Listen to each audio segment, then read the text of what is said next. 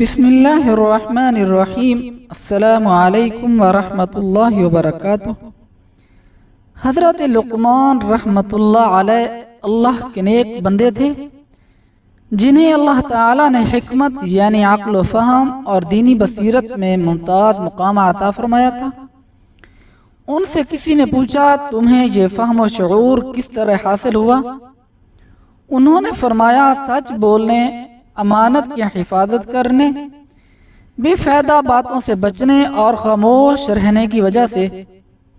ان کی حکمت و دانش پر مبنی ایک واقعہ یہ بھی مشہور ہے کہ وہ غلام تھے، ان کے آقا نے کہا کہ بکری ذبح کر کے اس کے سب سے بہترین 2 حصے لاؤ۔ چنانچہ وہ زبان اور دل نکال کر لے گئے۔ دوسری مرتبہ آقا نے ان سے کہا کہ بکری ذبح کر کے اس کے سب سے بدترین 2 حصے لاؤ۔ وہ پھر وہی زبان اور دل لے کر چلے گئے۔ آقا نے ان سے پوچھا کہ اس دفعہ بھی وہی کیوں لے کر آ گئے؟ انہوں نے جواب دیا کہ زبان اور دل اگر صحیح ہوں تو یہ سب سے بہتر ہیں، اور اگر یہ بگڑ جائیں تو اس سے بدتر کوئی چیز نہیں۔ حضرت لقمان حکیم نے اپنے بیٹے کو 5 نصیحتیں کی۔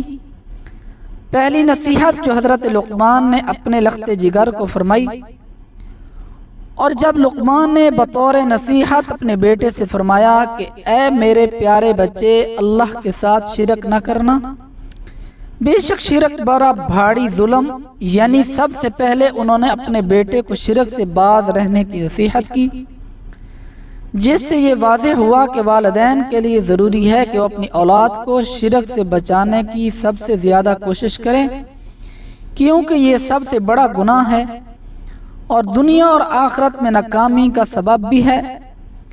دوسری نصیحت، پیارے بیٹے، اگر کوئی چیز رائی کے دانے کے برابر ہو، پھر وہ بھی کسی چٹان میں یا آسمانوں میں یا زمین میں ہو، اللہ تعالیٰ ضرور اسے لائے گا۔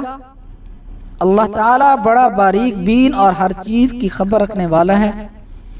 اس کا مطلب یہ ہے کہ انسان اچھا یا برا کام کتنا بھی چھپ کر کرے، اللہ سے پوشیدہ نہیں رہ سکتا۔ قیامت کے دن اللہ تعالیٰ اسے حاضر کر لے گا، یعنی اس کا بدلہ دے گا، اچھے عمل کے عوض انعام سے نوازے گا اور برے عمل کے عوض عذاب دے گا۔ یہ مضمون حدیث شریف میں بھی بیان کیا گیا ہے۔ فرمایا اگر تم میں سے کوئی شخص بے سوراخ کے پتھر میں بھی عمل کرے جس کا کوئی دروازہ نہ ہو نہ کھڑکی، اللہ تعالیٰ اسے بھی لوگوں پر ظاہر فرما دے گا، چاہے وہ کیسا ہی عمل ہو۔ تیسری نصیحت، پیارے بیٹے، تو نماز قائم رکھنا، اچھے کاموں کی نصیحت کرتے رہنا، برے کاموں سے منع کیا کرنا، اور جو مصیبت تم پر آئے صبر کرنا۔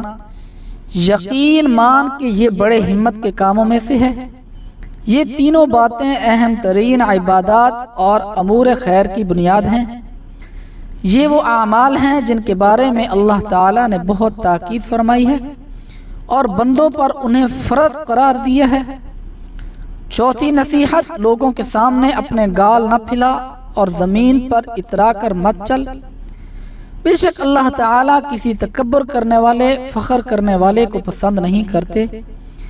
یعنی جب لوگوں سے بات کرے یا وہ تجھ سے بات کریں تو تکبر اور تحقیر سے منہ نہ موڑ، بلکہ نرمی سے ان کی طرف متوجہ ہو کر بات سن۔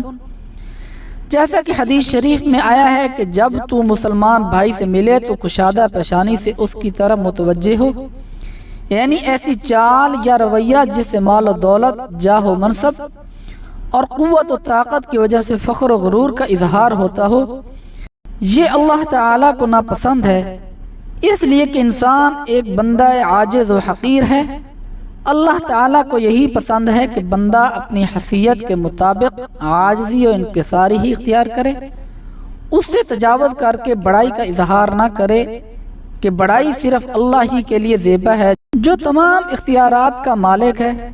اس لیے حدیث شریف کے اندر فرمایا گیا ہے کہ وہ شخص جنت میں نہیں جائے گا جس کے دل میں ایک رائی کے دانے کے برابر بھی تکبر ہوگا۔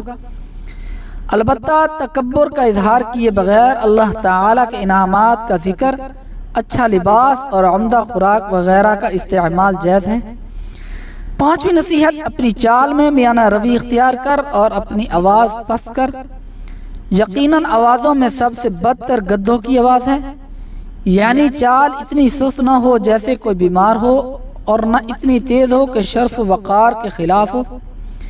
اسی کو سورۃ الفرقان میں اس طرح بیان کیا گیا، اللہ کے بندے زمین پر وقار اور سکون کے ساتھ چلتے ہیں، یعنی چیخ یا چلا کر بات نہ کر، اس لیے کہ زیادہ اونچی آواز سے بات کرنا پسندیدہ ہوتا تو گدھے کی آواز سب سے اچھی سمجھی جاتی، لیکن ایسا نہیں ہے، بلکہ حدیث میں آتا ہے کہ جب گدھے کی آواز سنو تو شیطان سے پناہ مانگو۔ لہذا ہر صاحب ایمان کے لیے اولاد کی بہترین تعلیم و تربیت کی فکر کرنا ضروری ہے، اور موجودہ وقت میں خاص طور پر دینی امور کی جانب بہت زیادہ توجہ کرنے کی ضرورت ہے تاکہ وہ اپنے مقصد حیات سے آشنا ہو سکیں، والدین کی خدمت و راحت کا سبب بنے اور اپنے ایمان و یقین پر تا دم حیات قائم و دائم رہیں، نیز یہ کہ آخرت میں کامیابی اور کامرانی سے سرفراز ہو اور دنیا میں بھی نیک نامی کا ذریعہ بنے۔